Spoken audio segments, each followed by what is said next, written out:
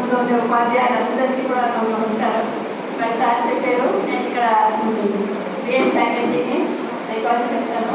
ఇప్పుడు మార్నింగ్ వచ్చి చెప్పాను అట్లాగా మన లైఫ్ స్కిల్స్ మీద మ్యాజిక్ బస్ వాళ్ళు నిర్వహిస్తున్నారు అనేసి అక్కడ కూర్చోగానే అదేదో మ్యాజికల్గా కనిపించింది. అక్కడే అర్థమైంది చాలా మ్యాజిక్ ఉన్నారు ఇక్కడ అనేది. అంటే గ్యారెంటీ లేదా పోస్ట్ ఉంటుంది, అది మ్యాజికల్గా ఎప్పుడో ఓపెన్ చేస్తారని ఫస్ట్ అనుకుంది.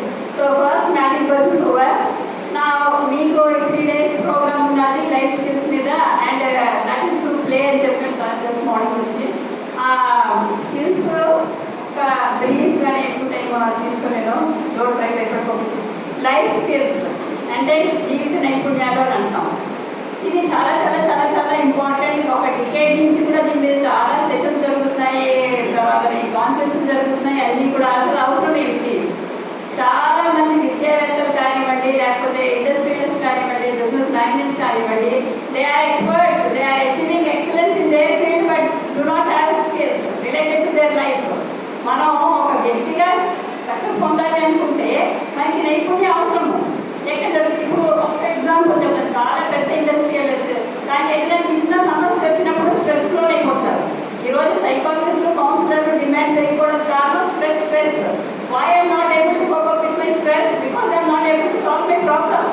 Because I am not able to take the decision properly.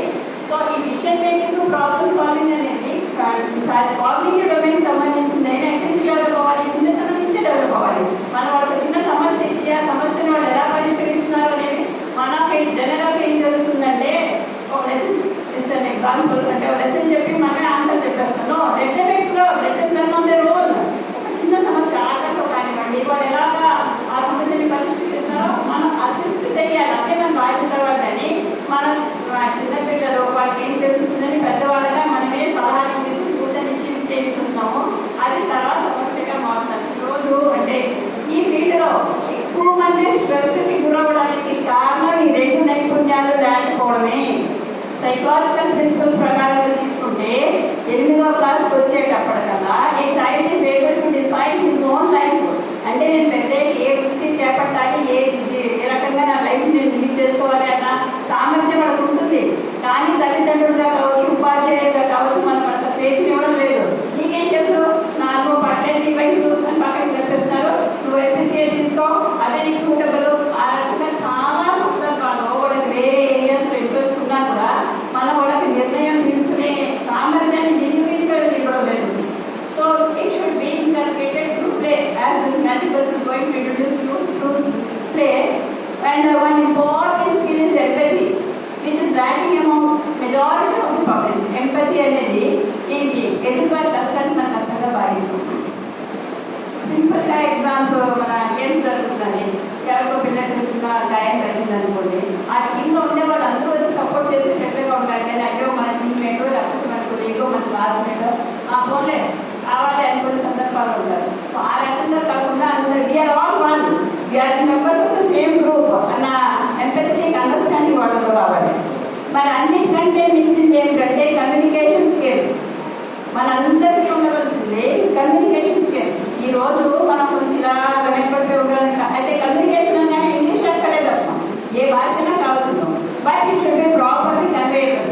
Simple example అంటే majority of the people they have the dominance.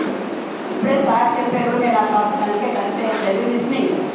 మనకి ఒకరికి పేషెంట్ లిస్నింగ్ అని అంటాం. వినడం ఎవరైనా వినిస్తారని అంటారు, కానీ వినడం అందరూ వినలేరు. మీరు ఇప్పుడు ఇక్కడ కూర్చొని మీకు అలవాటు ఏంటంటే మనకి మన వృత్తిలో చెప్పడము చేయించడము చేయడమే, కానీ వినడం అలవాటు తక్కువ. ఒక గంటకి మరో గంట ఏంటంటే ఇప్పుడు ఒకళ్ళు ఇంటికి ఒకళ్ళు ఆ రకంగా అలాగా మన పోస్టర్స్ అన్ని మారిపోతాయి. 10 నిమిషాల వరకు అయిపోయి వినగలం. అంటే మనకి ఏమే దీనికి ఇంటర్వ్యూట్ లేదు, institute but you are not able. So first మనం పిల్లల్లో ఇంటర్ప్రిట్ చేయాల్సింది ఆ పేషెంట్ లిస్నింగ్, ముందు వినడం.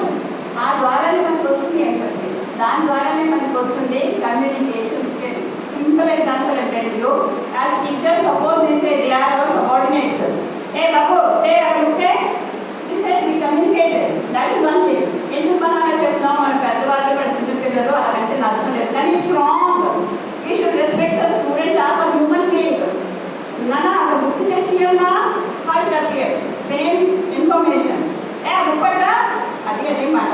నాన్న అలా పుస్తకం ఒకసారి ఇచ్చామా అంటే అలా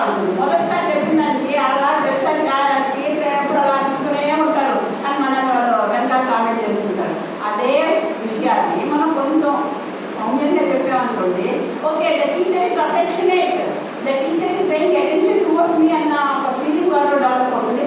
అదే కమ్యూనికేషన్ స్కిల్ మనలో. అంటే మానవులు మనకు లోపిస్తున్నది ఒకటి ప్రాపర్ కమ్యూనికేషన్. వాళ్ళ ఆర్డర్లో ర్యాంక్లో ఏ పొజిషన్లో ఉన్నా, మనకంటే వయసులో చిన్నవాళ్ళు